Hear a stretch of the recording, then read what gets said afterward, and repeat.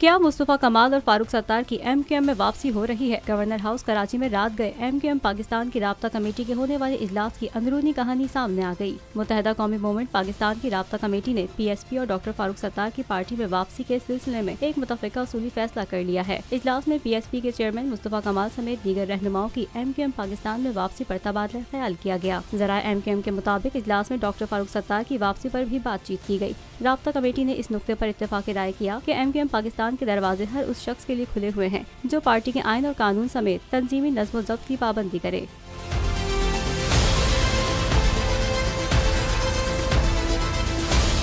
ज़राए के मुताबिक इस मुलाकात में राब्ता कमेटी के 35 से ज़ायद अरकान मौजूद थे, जिसमें डॉक्टर खालिद मकबूल सिद्दीकी ने भी राब्ता कमेटी के फैसले की तौसीक की और तय हुआ कि PSP और डॉक्टर फारूक सत्तार की वापसी के हवाले से राब्ता कमेटी के मजीद इजलास होंगे।